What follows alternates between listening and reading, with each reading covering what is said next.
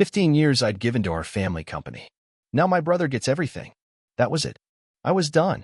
15 years of sweat, missed weekends, and putting my personal life on hold while Steve partied through his 20s. Dad started from nothing, working his way up from laying bricks to running crews. I admired him more than anyone, his calloused hands, his reputation for never cutting corners. Build it right or don't build it at all, he'd say. I wanted to be just like him.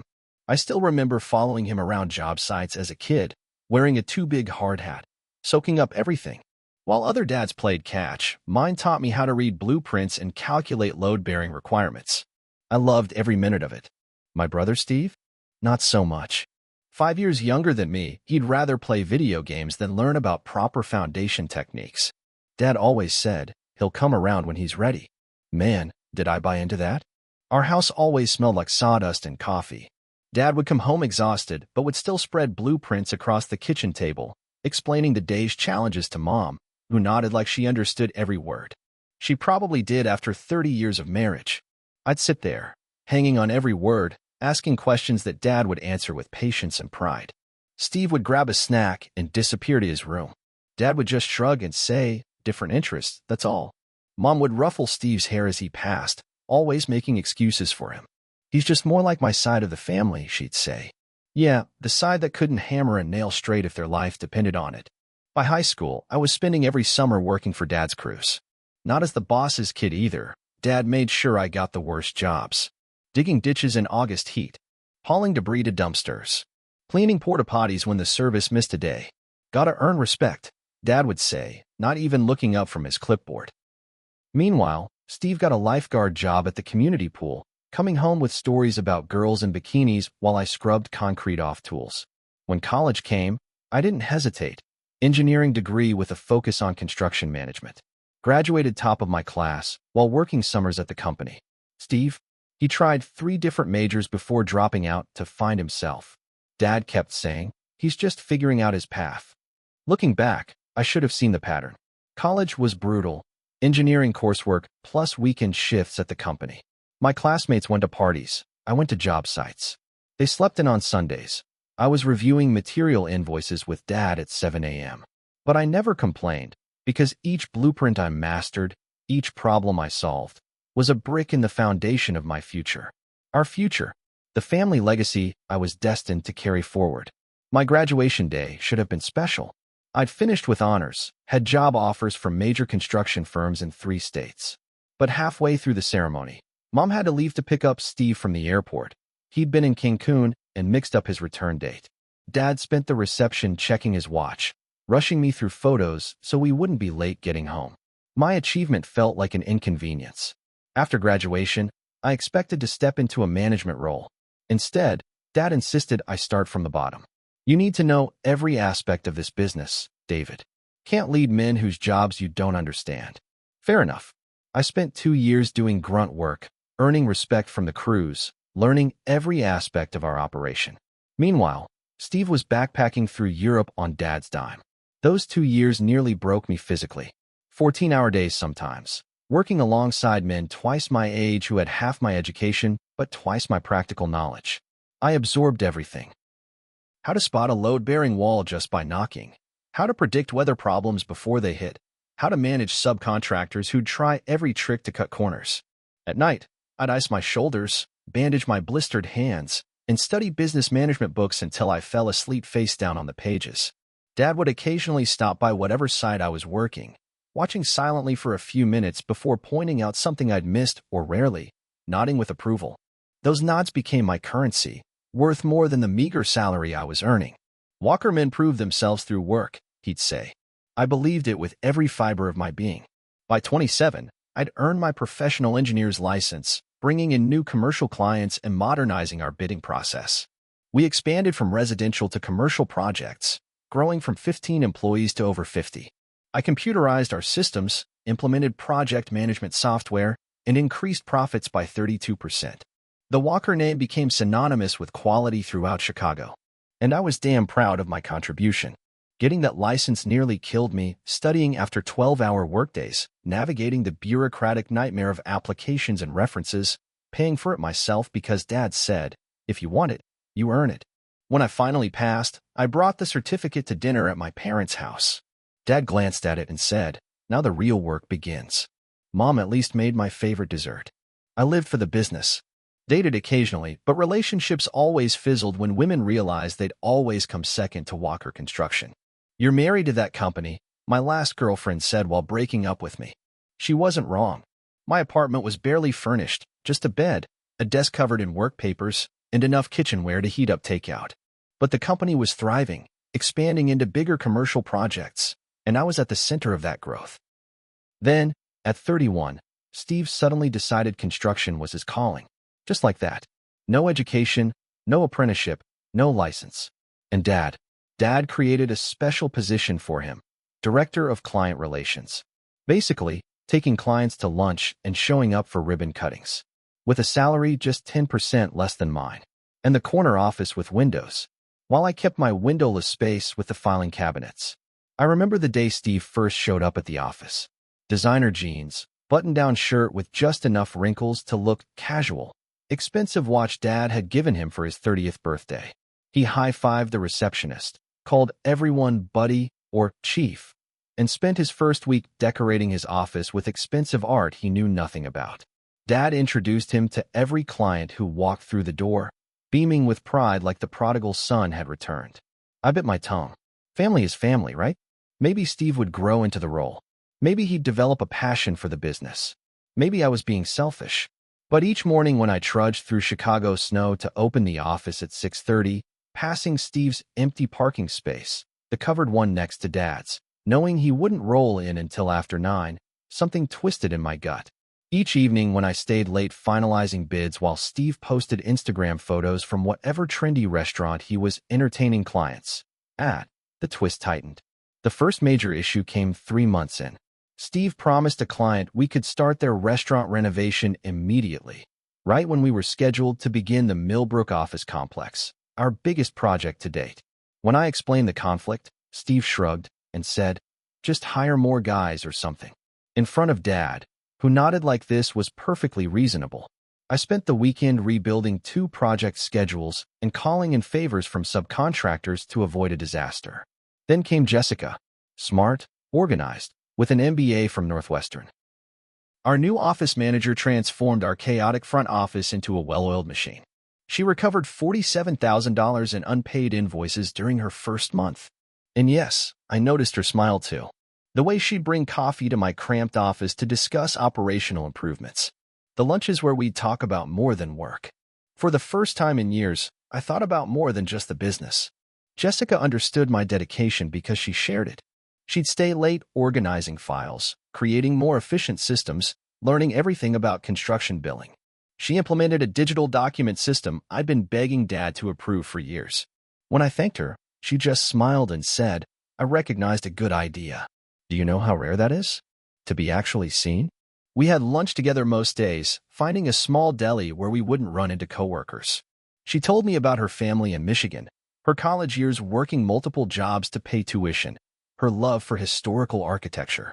I found myself sharing things I'd never told anyone, my frustration over Steve's special treatment, my fear that I'd never measure up in Dad's eyes despite everything I accomplished. My secret dream of someday designing and building my own home in Wisconsin's Northwoods. I was planning to ask her out that Friday. Had reservations at Gibson's. Even bought a new shirt. Then Thursday afternoon, I walked into the break room to find Steve leaning close to Jessica, making her laugh with some bullshit story about his consulting work in Europe. By Monday, they were dating. By Wednesday, Mom was already talking about what a lovely couple they made. I couldn't blame Jessica, not really. Steve had charm, good looks, the Walker name without the Walker work ethic. And he had that office with a view, that reserved parking space, Dad's obvious approval. Next to him, what was I? The Walker workhorse, dependable but dull, always covered in drywall dust or bent over spreadsheets. Still, I focused on work. Landed the Riverside Plaza renovation, our biggest contract ever. Spent weekends perfecting the bid, the timeline, the staffing plan. At the client meeting, Steve showed up uninvited in a new suit, charmed the clients with jokes, and somehow got credit for securing the relationship. Dad clapped him on the shoulder afterward. "That's how you win contracts, Davy. Your brother's a natural." I was invisible. Always had been. Each morning I'd watch Steve and Jessica arrive together, laughing, bringing each other coffee, disappearing into his office for private conversations. Each evening, I'd overhear their dinner plans while I prepared to spend another night reviewing subcontractor bids. I buried myself deeper in work, taking on more responsibility, trying to drown the resentment in productivity. The Riverside project became my obsession. I personally vetted every subcontractor, inspected materials before they arrived on site, spent Sundays walking through the partially completed spaces, visualizing the finished product. This project would be flawless. This project would prove my value beyond any doubt. Then came my supposed big break. After 12 years with the company, Dad promoted me to senior project manager. Said I'd get a new office, company truck, the works. For once, I felt recognized. That lasted exactly 2 weeks. I spent those 2 weeks actually feeling hopeful.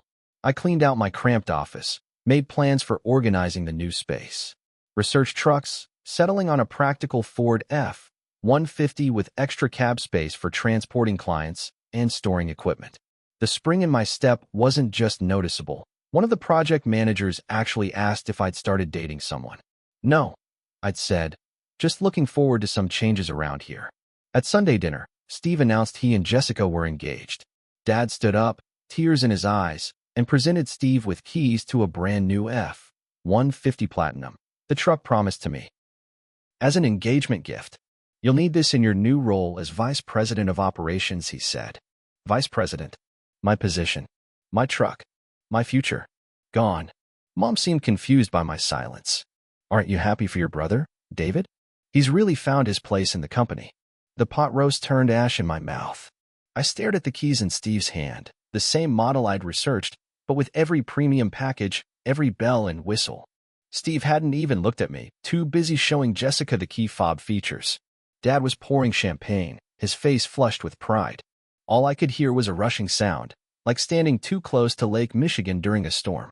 I drove home in my 8-year-old Subaru, walked into my apartment, and wrote my resignation letter. 2 weeks' notice was generous considering. I'd use my accumulated vacation days and never set foot in that office again. That night, I didn't sleep.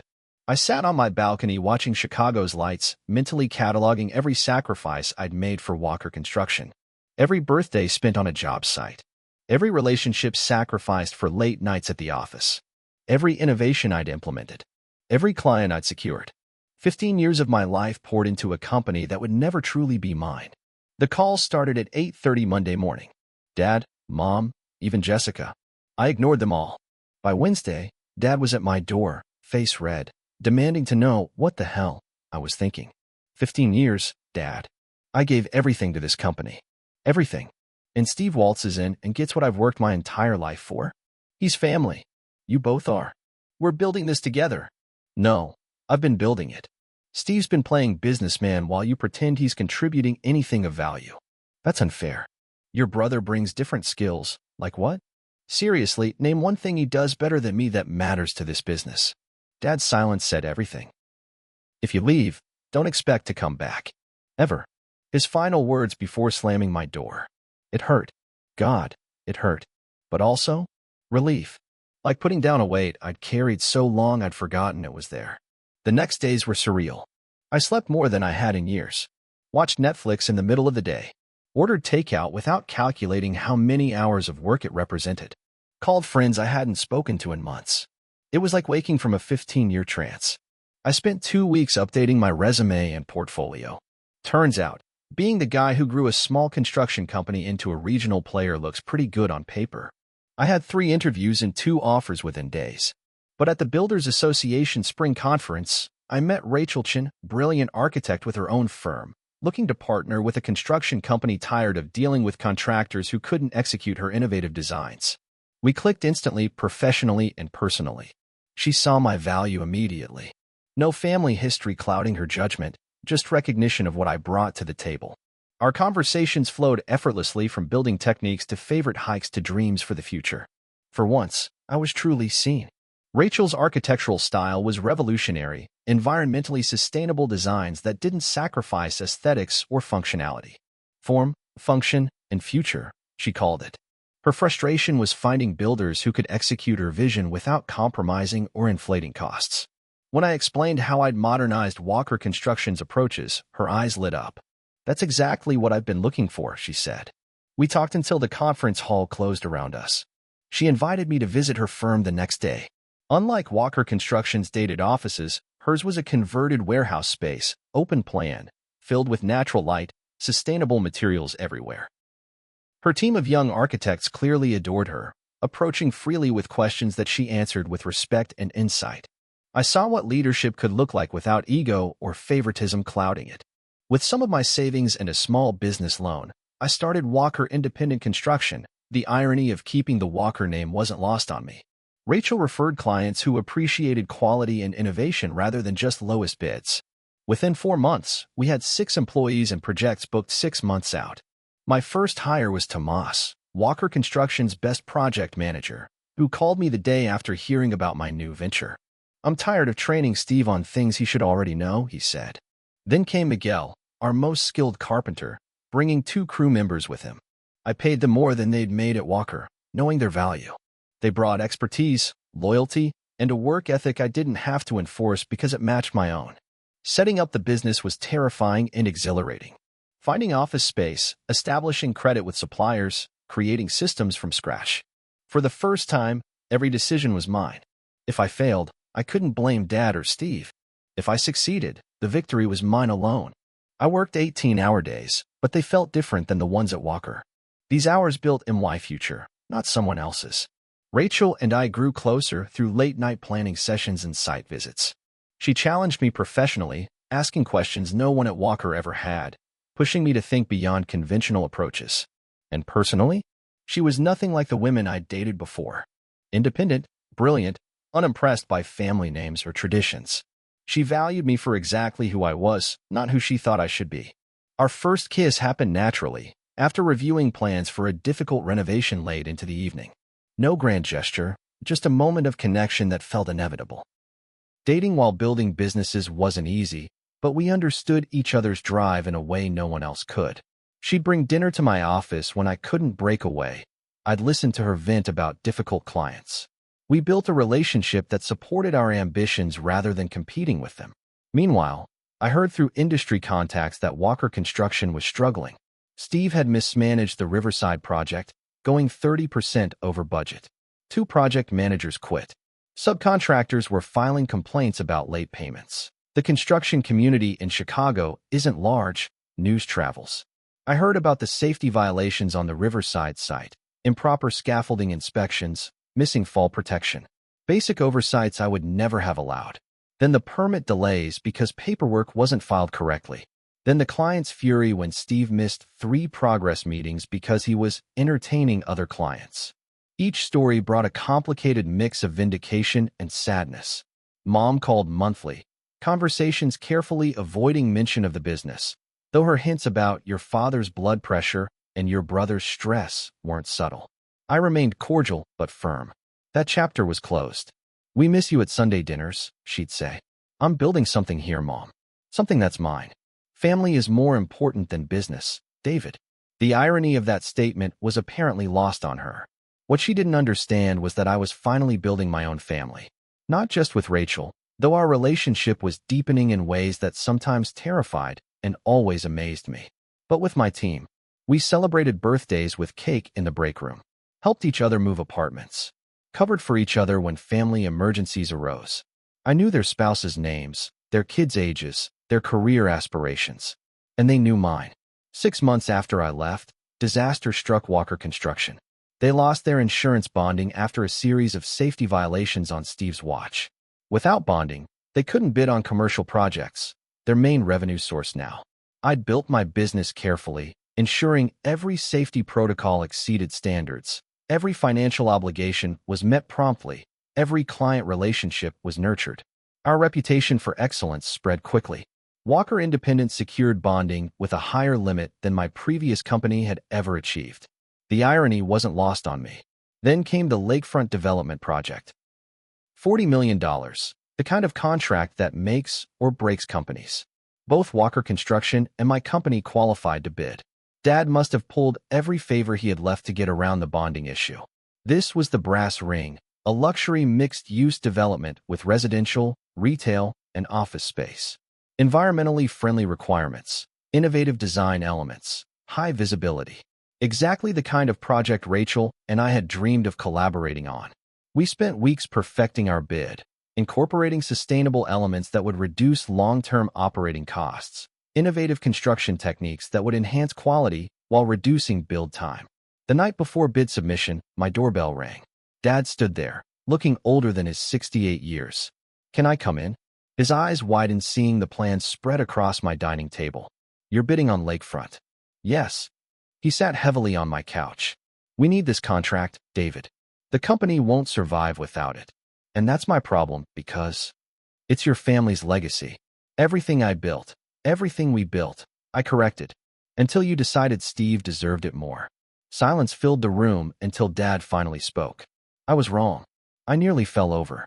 William Walker never admitted mistakes. Steve isn't cut out for this. Never was. I just wanted both my sons in the business so badly. Wanted to believe he could do it. You chose him over me. After everything I gave to the company." He nodded slowly. "I did. And I've lost both my sons and might lose my company because of it." Part of me wanted to savor his admission, but his slumped shoulders told a story of a man facing the end of his life's work. "What are you asking, Dad?" "Withdraw your bid. Let us have this contract." I laughed. Actually laughed. "So Steve can run that into the ground too?" "No." Dad stood to leave, defeated. At the door, he turned. "I'm proud of what you've built here, son. Should have told you that years ago."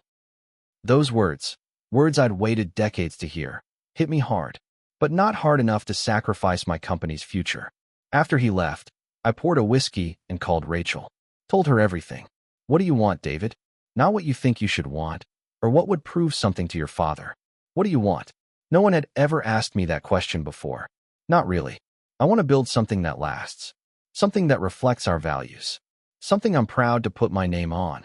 And does that have to mean destroying your father's company?" I didn't have an answer. That night, I called Rachel. We talked until 3 a.m., exploring a crazy idea.